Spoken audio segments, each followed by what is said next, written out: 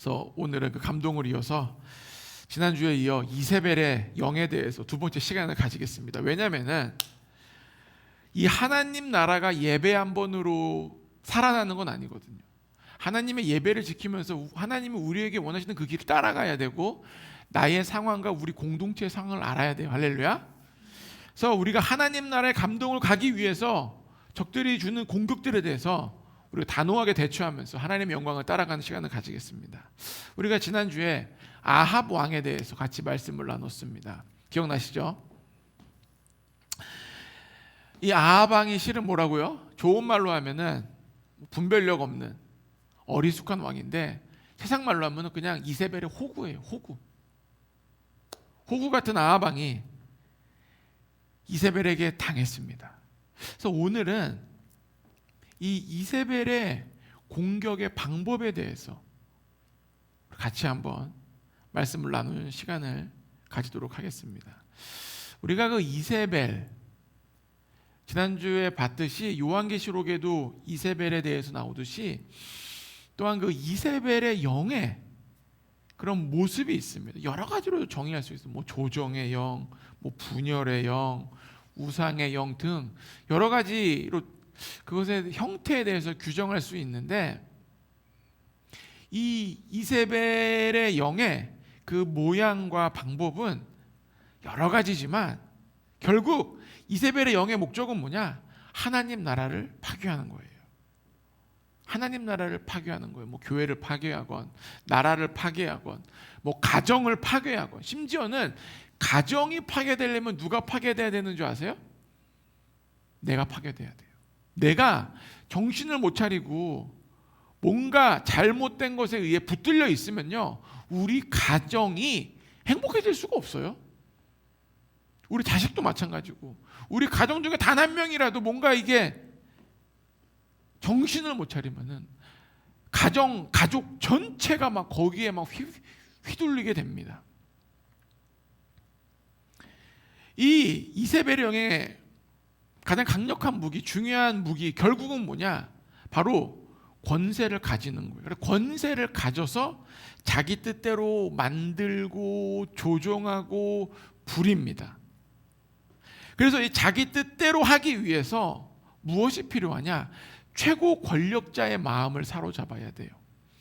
뭐 나라로 치면은 대통령을 사로잡든지, 북이스라엘을 치면은 아합 왕을 사로잡든지, 우리 집으로 치면은 뭐 집의 실권자가 남편이다, 그럼 남편을 휘어잡든지, 실권자가 부인이다, 그럼 부인을 휘어잡든지, 실권자가 자녀이다, 그럼 자녀를 휘어잡든지, 실권자가 보이지 않는 돈이다, 돈을 휘어잡든지, 실권자가 심지어는 음식이다, 그러면 음식을 자꾸 휘어잡든지 뭔가를 잡아야 돼요.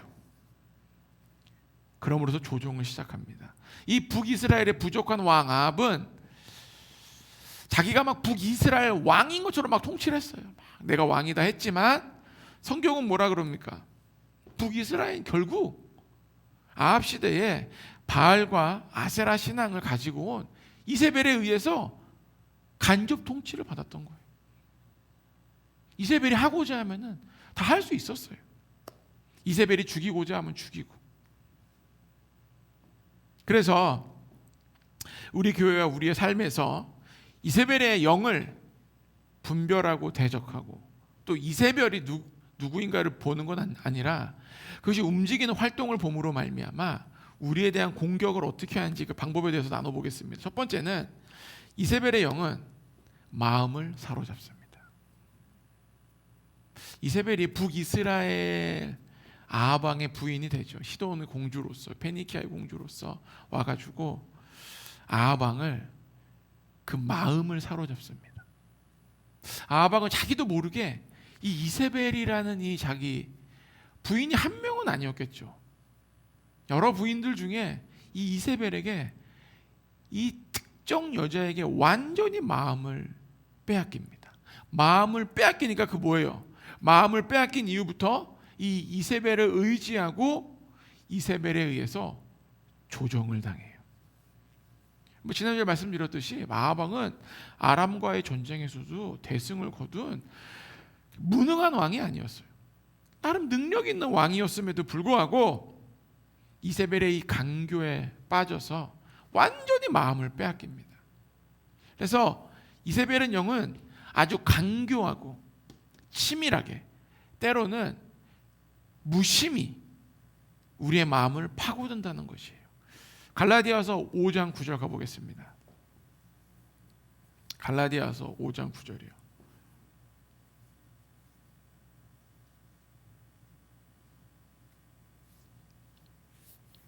제가 읽겠습니다. 적은 누룩이 온덩이에 퍼지느니라. 사도 바울이 우리에게 준 말씀이에요. 적은 누룩이 온 덩이에 퍼지는 거예요. 처음에 이세벨의 영은요, 누군가에게 또는 내 마음에 또는 어딘가에 아주 조금 살며시 들어옵니다. 보이지 않게. 그 다음은 이 적은 누룩이 들어온 이후엔요, 부풀기 시작합니다. 부푸는데 나도 몰라요. 점점 부풀어져 가요. 그래서 이 부품이 결국은 내 마음에 점점 중심으로 들어오고 어딘가에 막 중심으로 파고 들어갑니다. 그리고 결국은 너무 커져서 내 마음을 사로잡게 돼요. 그러니까 처음에는 나도 모르게 들어오고 나도 모르게 들어왔기 때문에 나중에도 내가 이 적은 누룩이 퍼져 있는지 나도 몰라요. 그래서 결국은 사로잡히게 되는 거예요. 적은 누룩이 무서운 것입니다. 여러분, 신천지가 교회에 처음에 들어올 때 제가 아는 형제도 그 신천지 때문에 교회가 아주 그냥 뭐라 그럴까요? 완전히 쪼개져가지고 난리가 났었습니다. 근데 처음에는 그 남자 집사님 들어와서 아무 힘도 없고 처음 온 사람이니까 아무 힘도 없고 뭐 그냥 뭐예요? 그냥 왔는 그냥 형제 정도인데 시간이 지날수록 이 형제를 통해서 그 누룩이 뿌려지는데 이 형제가 너무 신실하고 너무 착실하고 교회 예배도 다 잘 드리고 성경도 열심히 보고 막 이러니까 아무도 의심을 안 하고 형제의 권위가 점점 높아지는 거예요. 중요한 건 뭡니까? 알고 봤더니 이 형제가 사람들의 마음을 훔치기 시작하는 거예요. 어떻게 훔치냐? 결국은 그 교회에 있는 리더, 그 누구의 말보다 이 형제가 한 말이 점점 더 신뢰와 권위를 가지기 시작합니다. 뭐 목사님이 아무리 설교를 해도 의미가 없어. 왜? 이 형제가 나중 가서 조용히 얘기하면요, 이 사람 말이 더 의미가 있어지는 거예요. 그래서 교회가 결국은 형제가 뒤흔들고 부서지는 거예요. 우리도 마찬가지예요. 우리 가운데 존중의 문화, 예의가 절대적으로 필요합니다. 존중의 문화와 예의가 있으면요, 이세벨의 할아버지가 와도 우리를 공격할 수 없어요. 우리 조장들과 홈그룹 리더들과 제가 이세벨의 영에 의해서 완전히 전원이 다 귀신 들린 듯이 귀신이 안 드는 이상 그럴 일은 없습니다. 분별하거든요. 커지려 그러면 싹을 자를 수가 있거든요. 그래서 우리 안에 있는 여러분 팀의 조장들, 하나님이 기름 부으신 조장, 하나님이 기름 부으신 홈그룹 리더, 하나님이 기름 부으신 각 이벤트 팀장들, 하나님의 기름 부으신 저와 염사모에 대한 신뢰를 깨트리면 안 돼요. 그게 깨지고 내 생각이 맞는 것 같고 내 생각과 같은 생각을 하는 사람들이 몇 명 늘어나고 있으면요, 이세벨의 영의 힘이 세지고 있는 거예요.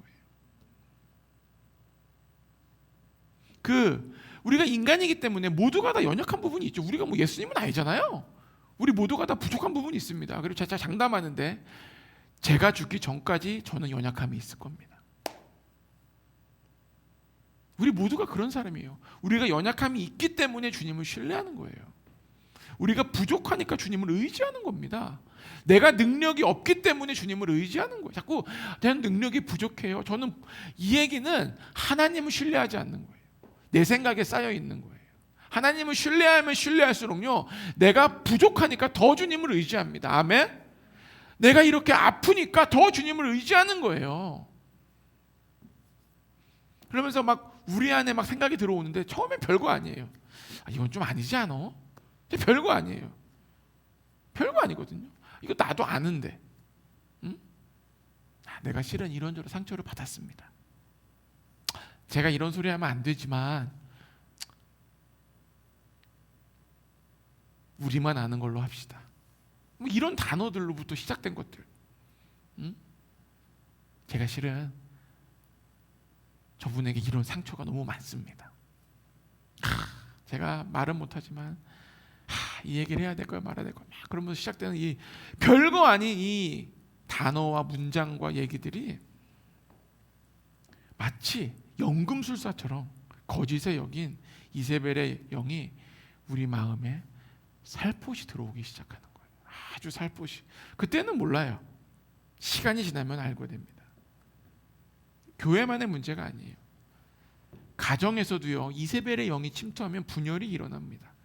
글쎄, 야, 네 엄마가 어떤 줄 아니? 야, 글쎄, 야, 네 아빠가 어떤 사람인 줄 알아? 이러면서 부부끼리도 하나가 안 되게 하고 자식들과 부모도 하나가 안 되는 거예요.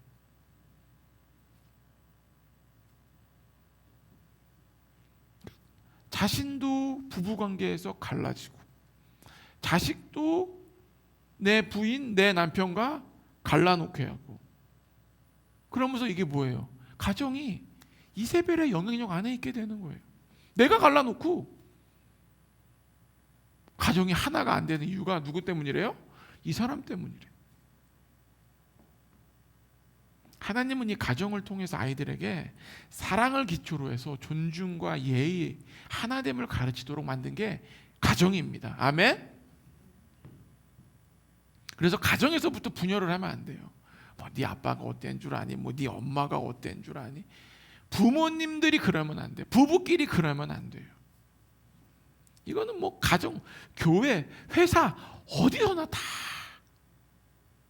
적들이 공격하면요, 이거는 뭐 범위가 나라적으로도 돼요. 뭐 예를 들어 국무회의 때 실은요 장관님, 우리 대통령이 하면서 이게 끝도 없는 겁니다. 그래서 이 이세벨의 영은 작게는 가정에서부터 또는 친구 사이에서부터 시작돼서 나라에까지 문제를 야기시키는 거예요.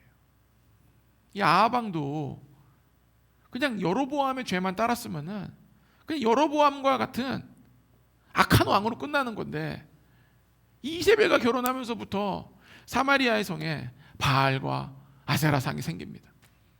한 나라의 우상 숭배가 시작되는 거죠. 실은 그때는 얘네를 섬겨야 된다, 뭐 안 하면 죽인다 이런 얘기는 없었어요. 그냥 세워놓은 거예요. 가장 핫한, 지금으로 뭐예요? 트렌드죠. 트렌드가 생긴 거죠. 트렌드. 그러면서 뭐야 이거는? 우리가 듣던 그 바알과 아세라가 이런 모습인가? 막 그러면서 풍년을 막 준다는 말을 막 하면서 알고 있었죠. 근데 막 더 열심히 섬기기 시작하는 거예요. 이게 풍년을 준다, 바알이 비를 갖다 준다, 막 이러면서 온 이 북이스라엘이 바알과 아세라를 섬기기 시작합니다. 처음에 정말로 작은 거로 시작해요. 그냥 뭐 페니키아 공주가 왕비가 됐으니까 이제 수도에도 그게 생긴다고? 참 희한하네. 우리가 믿는 여호와 하나님은 이 길이 아니라고 했는데 그냥 그랬는데, 그냥 살포시 들어왔던 이 우상 신상이 아주 그냥 급한 파도처럼 번져나가는 거예요. 그러니까 내 마음에 있는 작은 죄를 조심해야 돼. 그 작은 미움, 작은 시기, 작은 판단, 작은 분열, 작은 질투, 작은 부분에서 신실하지 못한 거, 작은 부분에서 충성되지 못한 거, 이 하나하나 그래 이제 뭐 기도는 좀 쉬어도 되겠지. 기도를 좀 너무 많이 했어. 말씀도 좀 쉬면 되겠지. 말씀 나 정도 많이 본 거 아닌가? 예배도 좀 너무 지겹다. 이제 예배 좀 걸러들어야 되겠다. 자, 주일은 빠지면 뭐라 그러니까 가고, 한 달에 한 번 예배 가고, 막 내 스스로 막 작은 부분을 만들어가는 거예요. 이 작은 부분들이 실은 이세벨 영과 결합이 되면은 나를 사로잡아서 나를 잠식해 나가고 나를 물들게 합니다. 여러분, 이제 우리 거룩한 하나님께 돌아가 축복합니다. 두 번째는 이세벨의 영은 권세를 얻어서 다스립니다. 이 마음을 훔쳐요. 그 작은 걸로 통해서 우리 마음의 중심에 들어온 이후에는 이제 자신의 뜻을 펼치기 위해서 권세를 얻고 막 권세를 사용합니다. 이세벨이 아합 왕의 마음을 훔치고 아합 왕을 이제는 내가 왕으로서 존중하거나 왕으로서 예의를 차리는 게 아니라 뭐예요? 아합 왕을 이용하고 조종합니다. 결국은 북이스라엘은 아합 왕은 있지만 이세벨이 막 쥐락펴락하는 거예요. 이세벨의 권세가 하늘 높이 치솟습니다. 열왕기상 18장 44절부터 19장 2절이요.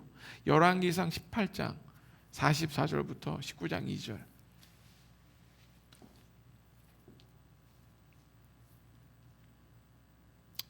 제가 열왕기상 18장 44절부터 19장 2절 제가 읽겠습니다. 일곱 번째 이르러서는 그가 말하되 바다에서 사람의 손만한 작은 구름이 일어나나이다. 이르되 올라가 아합에게 말하기를 비에 막히지 아니하도록 마차를 갖추고 내려가소서 하니라. 조금 후에 구름과 바람이 일어나서 하늘이 캄캄해지며 큰 비가 내리는지라. 아합이 마차를 타고 이스라엘로 가니 여호와의 능력이 엘리야에게 임하매 그가 허리를 동이고 이스라엘로 들어가는 곳까지 아합 앞에서 달려갔더라. 아합이 엘리야가 행한 모든 일과 그가 어떻게 모든 선지자를 칼로 죽였는지를 이세벨에게 말하니 이세벨이 사신을 엘리야에게 보내어 이르되 내가 내일 이맘때에는 반드시 내 생명을 저 사람들 중 한 사람의 생명과 같게 하리라. 그렇게 하지 아니하면 신들이 내게 벌이에 벌을 내림이 마땅하니라 한지라. 이게 언제예요? 지금 하늘에서 불이 내려와서 바알과 아세라 선지자 850명을 죽인 이후에 이제 벌어지는 일들입니다. 아합 왕은 엘리야를 통해서 하늘에서 불이 떨어졌다. 바알과 아세라 선지자가 죽었다. 이런 이야기를 다 들었어요. 지금 알고 있어요. 그리고 지금 엘리야가 뭐라 그럽니까? 이제 구름이 보이니까 아합 왕에게 비가 올 테, 큰 비가 올 테니까 마차를 타고 출발하십시오. 예언을 합니다.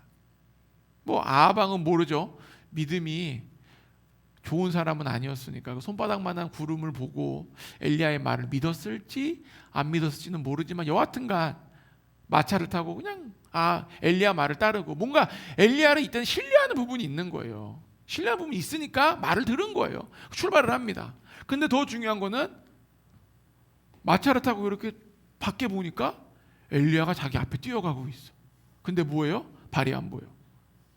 여러분, 이게 정말 기적인 게 여러분, 우리가요 맨발로 1km로 뛰어보시죠. 발바닥 까지고 완전 그냥 죽어요. 죽어. 이 당시에 신발이 나이키, 뉴발란스, 아식스도 아니고 대충 신고 뛰는데 이 정도 스피드로 뛰면요 발도 빠지고 발바닥 그냥 다 찢겨지고 나가고 신발은 없어지고 눈도 못 떠. 실은 이 당시에 비가 안 왔기 때문에 뛰면 뭐예요? 흙먼지 날리고 막 우리가 그 상상할 수 있는 모든 고통이 있는 거야. 엘리야는. 그런데도 그렇게 뛰어가니 전적인 하나님의 기적입니다. 사람이 이렇게 빨리 뛰는 것도 기적이지만 그 나머지 발바닥 아픈 거 다 생각해도 어마어마한 기적인 거예요. 아합은 보면은 그 자기 지금 눈으로 직접 보고 있는 거예요. 말보다 더 빠른 사람 없어요. 지금 말보다 더 빠른 사람 여기 누가 있어요? 그걸 봤단 말이에요. 직접 자기 눈으로 봤어. 응?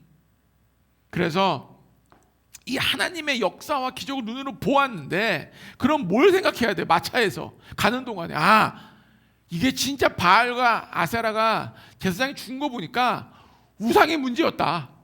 엘리야 말대로 우상이 문제다. 이제 내가 이세벨을 만나면은 이 옆에 내야 그만둬. 너 이제 바알 아세라 다 때려쳐. 우리 여호와 하나님이 비를 줄 거니까 다 때려쳐라. 뭐 이런 결단을 하거나 뭔가 강단 있는 믿음의 모습을 보이는 게 정상 아닙니까? 안 그래요? 근데 어떻게 돼요?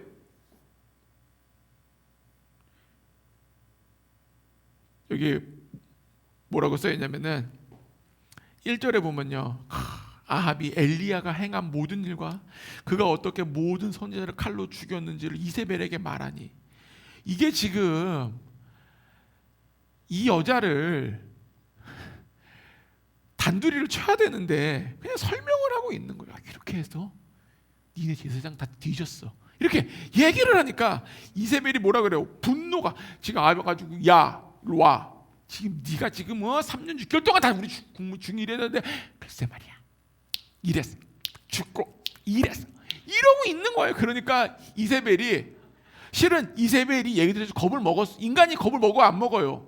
850명이 죽었다. 뭔가 이게 나라가, 우리가 인간이라면은 두려움이 생겼으니까 잠깐만 이러다 아합이 와서 나를 뺨을 때릴 수도 있겠구나. 자, 이래야 되는데 벌써 들어오는 걸 보니까 아직도 뭐예요? 호구야. 호구가 들어와서 호구짓 하니까 이제 말도 안 되는 엘리야를 죽이겠다고 선포하는 거예요.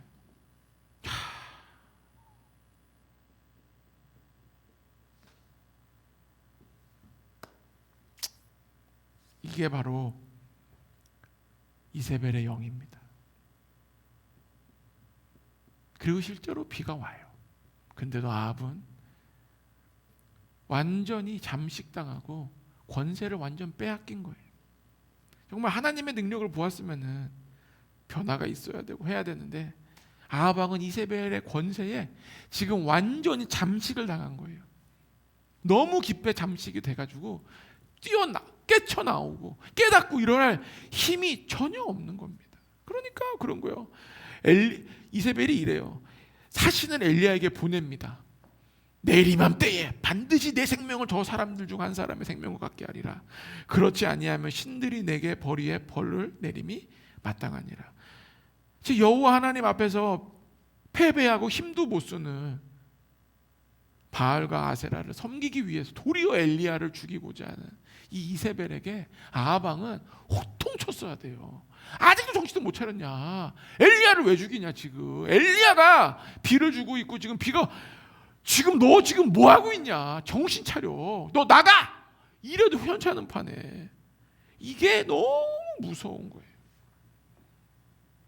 아합은 북이스라엘 왕이었는데 이세벨이 공식적으로 저 아합 왕은 오늘부터 나의 모든 통치권을 이세벨 여왕에게 넘겨줍니다. 모두 이세벨 만세 이런 건 안 했어요. 근데 왕으로서 통치권을 넘겨준, 공식적으로 넘겨주지 않았지만 마음적으로 모든 권세를 넘겨주고 있는 겁니다. 이세벨의 이 모습을 그냥 보고만 있는 거예요. 그러니까 이세벨이 북이스라엘을 거의 통치한 겁니다. 이것이 바로 이세벨의 영이 원하는 모습이에요. 결국 권세를 얻고, 이 권세를 얻기 시작하면요, 자기가 틀린 것이 증명이 돼도 그때부터는 사로잡혔기 때문에 눈에 뻔히 잘못된 것을 보이는데도 주변 사람들은 보는데 자기 혼자 몰라요. 권세를 빼앗기면 안 됩니다. 여러분이 권세를 빼앗기는 방법이 여러 가지예요. 오늘 아합 왕을 보면요, 사랑을 통해서도 권세를 빼앗게 됩니다. 사랑도 무조건 좋은 게 아니에요. 사랑이라고 항상 맞는 게 아니에요. 분별력 없는 사랑은요, 가정도 파괴하고 공동체도 파괴합니다. 사랑도 분별력 있게 해야 돼요. 뭐 기독교가 사랑의 종교니까 뭐 사랑이면 모든 게 다 되는 줄 알아요. 사랑으로 행했습니다. 사랑입니다. 아니에요. 분별력 있는 사랑을 해야 돼요. 최근에 이제 이슈가 됐던 남편을 계곡에서 밀어서 죽게 한 이모모라는 여인을 도운 그 남성, 정말로 그 여자를 사랑했어. 분별력 있게 사랑해. 이건 아니다. 사람을 죽이면 차라리 이혼을 해라. 어떻게 이혼을 하라? 왜 우리가 이 사람을 죽이냐 막 이랬어야 되는데, 이 분별력 없는 사랑이 이렇게 어마무시한 일을 만듭니다. 사랑이라고 항상 맞다고 생각하는 것은 잘못된 생각이에요. 사랑은 항상 정답이 아닙니다. 분별력 있는 사랑을 해야 돼요. 부부관계든 친구관계든 자식과 부모 관계든 부모님과 나의 관계든 분별력 있는 사랑을 우리가 해야 돼요. 왜냐하면 사랑을 통해서 지배당할 수 있기 때문에. 이세벨이 그런 거예요. 지금 아합이 사랑했겠죠. 아합이 사랑하고 아합이 배려심도 많은 사람이었겠죠. 아합이 부인을 끔찍이 생각했겠죠. 부인의 말이라면 웬만하면 다 들어주고 싶겠죠. 근데 분별력이 없는 거예요. 세상 사람들이 보기에는 아합을 정말 사랑꾼이다. 나는 아합과 같은 사랑꾼 남편을 원해요. 이럴 수 있어요. 폭망하는 길입니다. 사랑꾼을 원하면 안 돼요. 분별력 있게 사랑하는 사람을 구해야 돼요. 때론 나에게 쓴소리도 하고, 때론 나에게 이거는 잘못된 것 같아. 자기가 이 일을 하고 싶으면 해. 그러나 나는 자기가 한다니까 말린다고 막지 못하겠지만 난 동참할 수가 없네. 이런 얘기를 정확히 해야 돼요. 아니면은 둘 다 같이 그냥 휩싸여서 다 몰락하는 거예요. 최근에 우리 계곡 살인 사건을 봤잖아요. 그렇게 되는 겁니다. 아담과 하와, 아담이 분별력 없는 사랑을 했기 때문에 둘 다 에덴 우주 끝난 거예요. 하와가 자기 먹었다고. 그럼 인간적인 마음, 자기가 먹었으면 부부니까 같이 해야 되겠다. 하나님이 원하는 그런 사랑이 아니에요. 줬을 때 그 사과를 받아주고 얼굴에 던져버려야 돼. 야, 너나 먹어. 하나님이 뒤진다 그랬는데 어디다 대고 나도 뒤지게 하려고. 이건 아니다. 정확히 얘기했어야 돼. 그러면은 몰라요. 회개의 시간을 거쳐서 에센 동산에 같이 살게 됐을지 어떤 행위인지 몰라. 근데 그냥 부인이 거기 간다니까 너도 먹어. 뒤진다. 나도 뒤져. 이게 하나님이 원하는 사랑이 아니라는 거죠. 분명히 알아야 돼요. 하나님이 원하는 사랑은 분별력 있는 사랑입니다.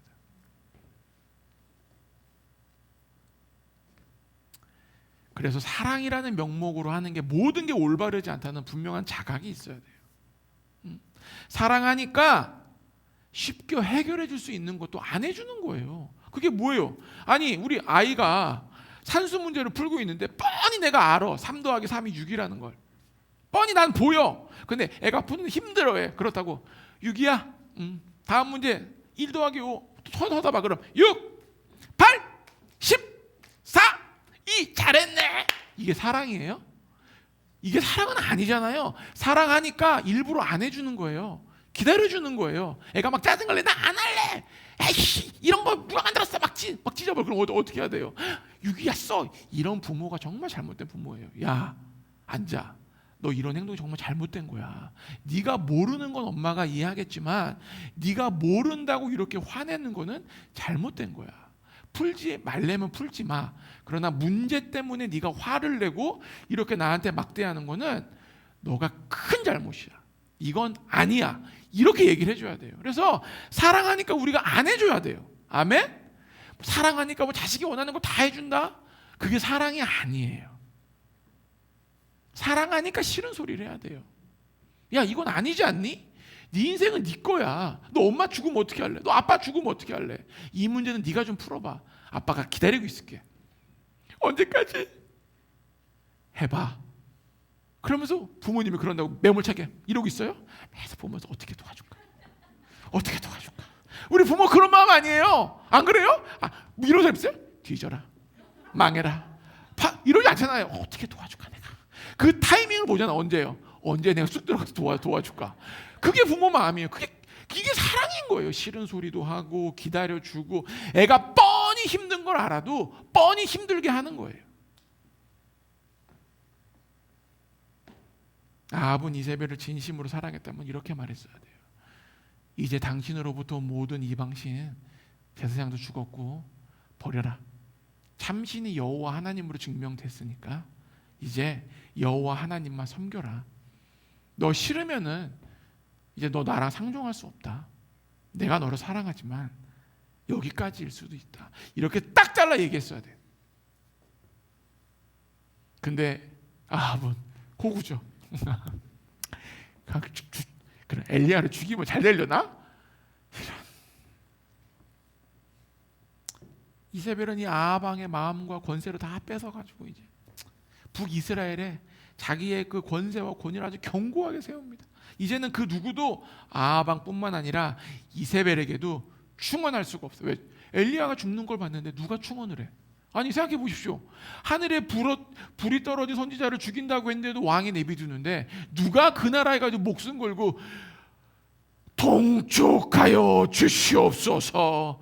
이 나라가 바알과 아세라 때문에 다 굶어 죽겠사옵니다. 이러니 누가 해요?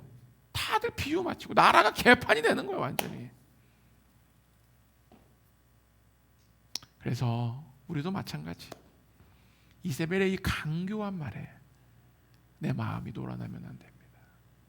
내가 가장 사랑하는 사람이라도 주님의 뜻과 자꾸 어긋나면요, 분별하면서 사랑해야 돼요. 이것이 사랑입니다. 그래서 예수님이 뭐라 그러는 줄 아세요? 마태복음 10장 34절부터 37절이요. 마태복음 10장 34절부터 37절.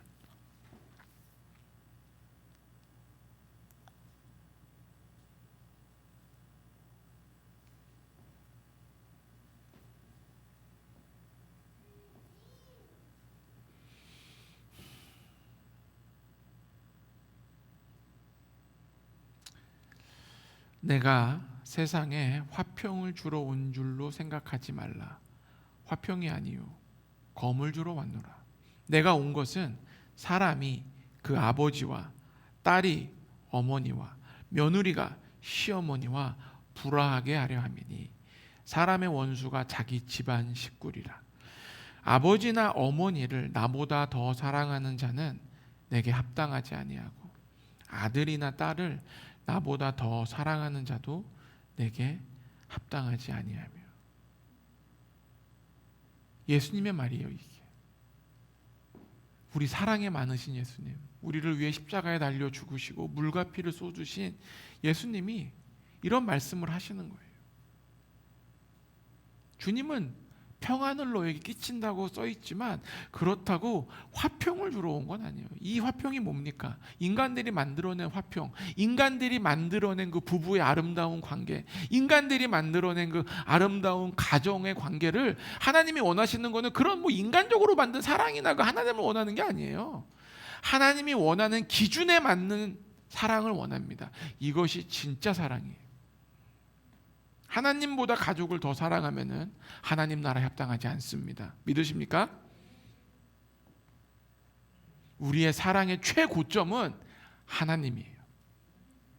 하나님 다음에 뭐 남편이 됐던 부인이 됐던 부모님이 됐던 뭐 자식이 됐건 돼야지, 이 순서가 왜곡되는 순간 문제가 발생합니다. 그래서 우리 모두가 마음을 간직하고 하나님이 나에게 준 권세와 분별력을 가지고 절대 이 권세를 빼앗기지 않고 주님만 따르기를 축복합니다. 세 번째는 하나님의 역사를 왜곡해요. 하나님은 분명히 이 엘리야를 통해서 막 불도 내리고 놀라운 일을 행하십니다.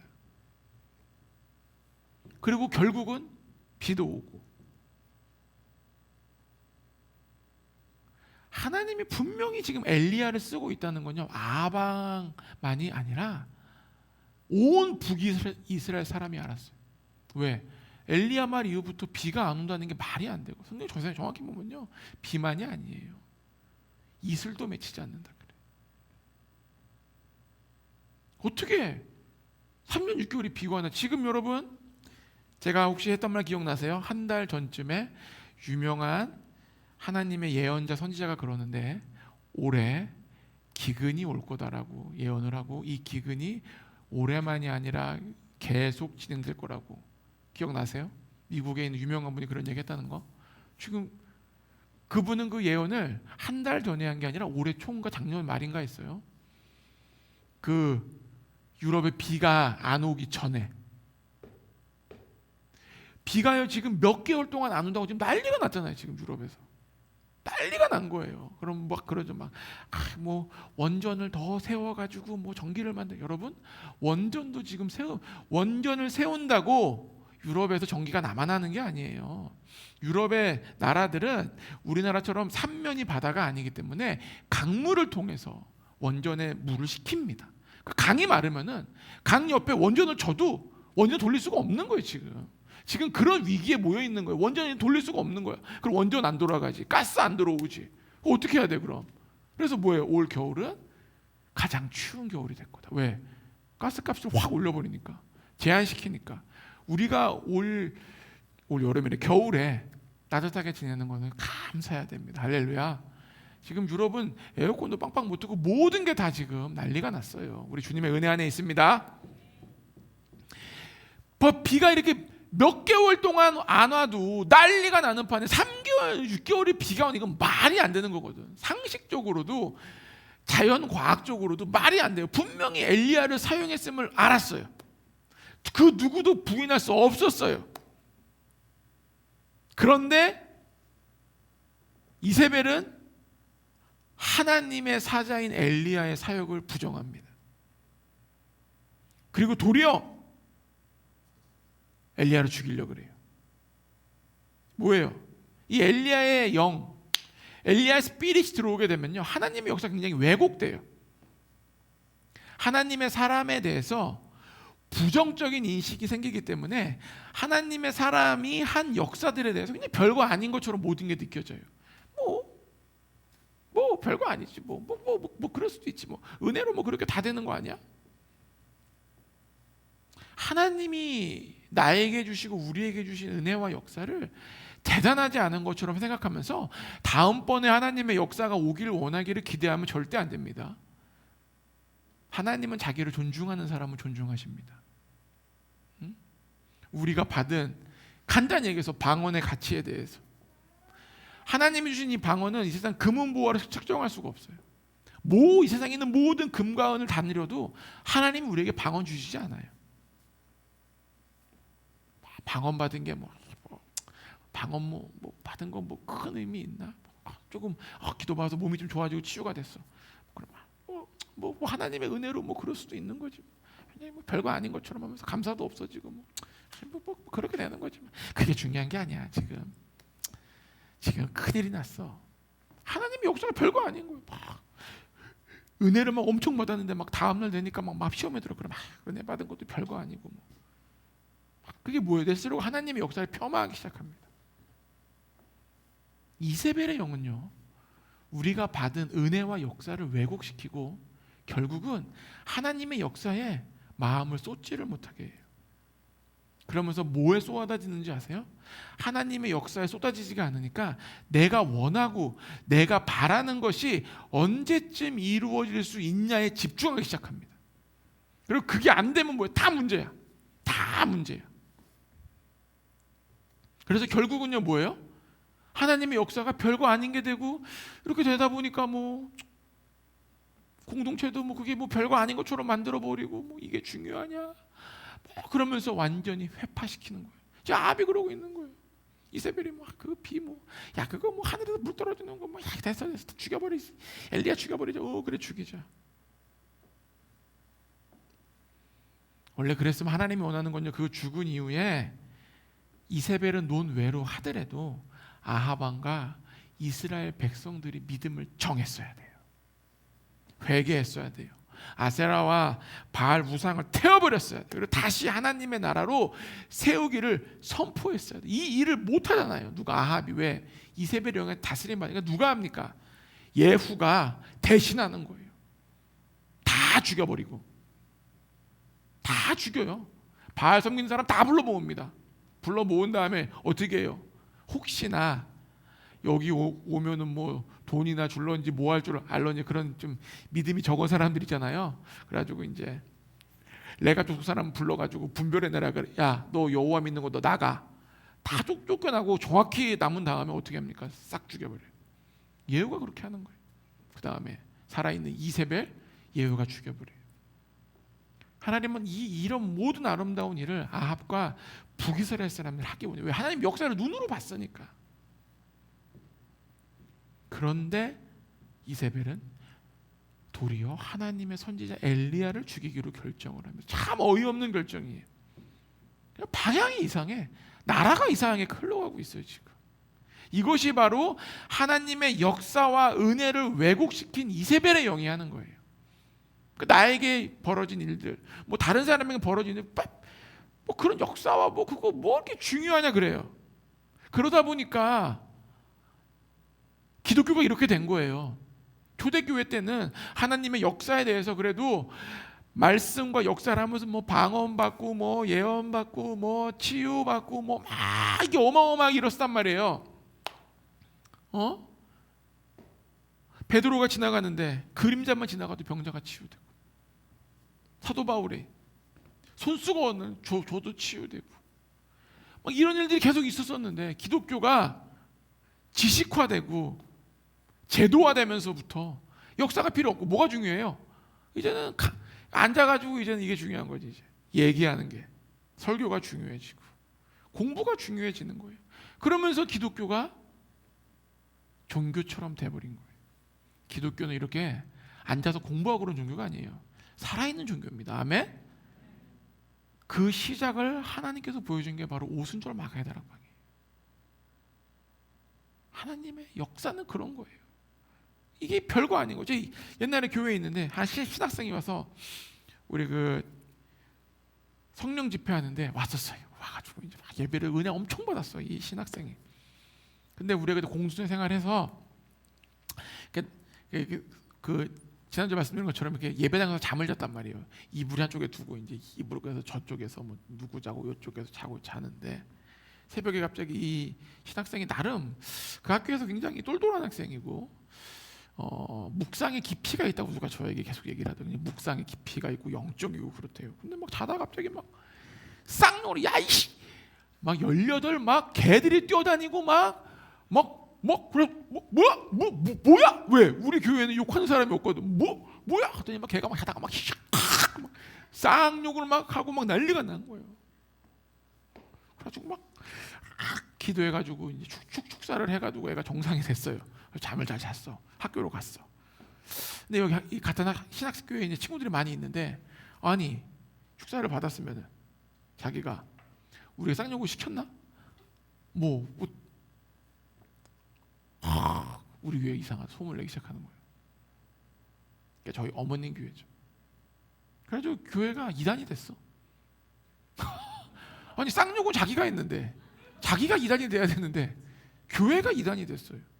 그러니까 우리는 그럼 말하라 했는데 나중에 이야기 들어보니까 이 형제가 DTS를 간 거야. YM 갔는데 또 밤에 쌍욕을 한 거야. 그때 회개기도 많이 했을 거라고 저는 예상합니다. 왜? 한 교회를 이단으로 만들고 결국은 누가 문제였어요? 자기가 문제였던 거예요. 하나님의 역사를 그때 제가 쌍욕을 한 것이 제 안에 귀신이 있었나 봅니다.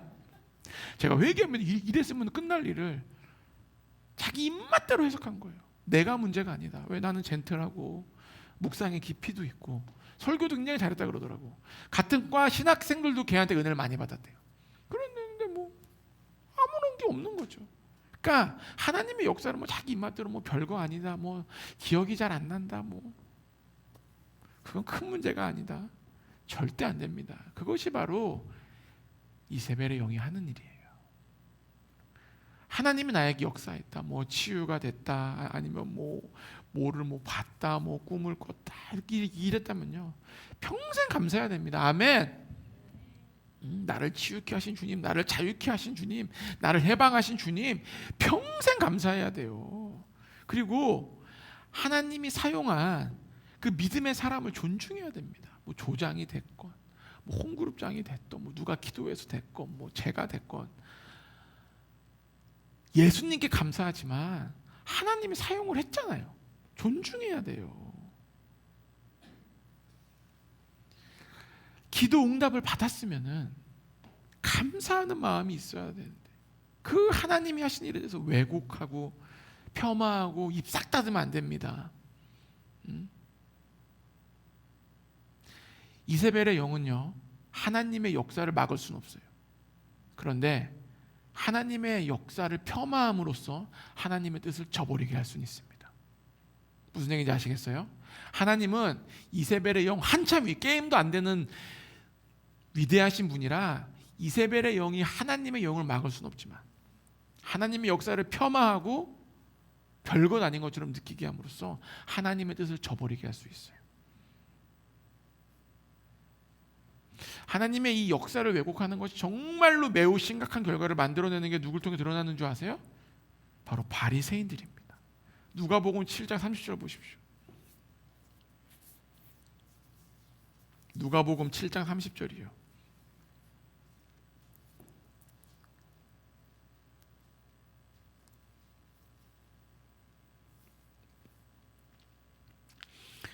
바리새인과 율법 교사들은 그의 세례를 받지 아니하므로 그들 자신을 위한 하나님의 뜻을 저버리니라.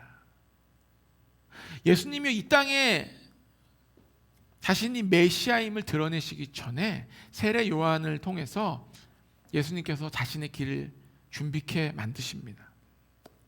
그때 세례 요한을 쓰시는데 세례를 받지 않으므로 하나님의 뜻을 저버리는 거예요. 우리가 하나님의 뜻을 저버리면 안 돼요. 하나님의 뜻을 마음에 간직해야 돼요. 내 눈앞에 수많은 기적과 은혜와 치유와 역사가 있으면은 하나님의 뜻을 저버리지 마십시오. 그리고 결국 바리새인들이 뭐라 그래요? 하나님의 뜻을 저버리니까 눈앞에 막 하나님의 은혜 역사가 있어도 그걸 뭐라고 평가해요? 야, 이거 바알의 일이야. 야, 이거 예수 저거 바알이야. 저 바알세붑이야. 야, 여러분들 저 예수라는 저 작자하는 거 지금 하나님 아니에요? 바알세붑, 바알과 관련된 일인 거예요 지금. 여러분 신경 쓰지 마십시오. 지금 눈앞에 역사가 일어나도 뭐예요? 은혜를 못 받는 거야. 왜? 이미 마음에서 저버렸기 때문에. 저버리면 안 돼요. 다시 수용하십시오. 할렐루야. 시험 받았으면요, 시험에서 벗어나십시오. 시험 받으면요, 눈앞에 죽은 자가 살아나도 시험 비료 상태가 유지돼요. 신기하죠? 응? 정말 신기해요. 죽은 자가 살아나도 계속 시험 들려 있어. 이게 무슨 의미지? 무슨 의미인 줄 아세요? 예수님이 행하신 의미예요. 예수님이 아무 의미 없이 나사로를 살렸겠어요? 지나가는 과부가 자기 아들 관을 막 메고 내고 가는데 그 엄마를 보고 관을 놓고 기도해가지고 아이를 살리고, 예수님이 왜 그렇게 많은 병자를 취하고 왜 기적을 하고 왜 그러셨겠어요? 그거는 예수님이 이 땅에서 하고자 하시는 일이었던 거예요. 우리가 왜 예수님이 하신 일을 그렇게 폄하하면 안 되는 거예요. 바리새인들이 예수님의 설교를 듣습니다. 어떻게 들어요? 은혜로 듣는 게 아니에요. 오늘 무슨 말 하나? 저거 내 얘기구나. 지나 잘하지. 저거 내 얘기야. 확 죽여버릴까? 그러고 있는 거예요. 아니 누가 그래? 바리새 그러고 있는 거예요. 그 우리 얘기 아니야?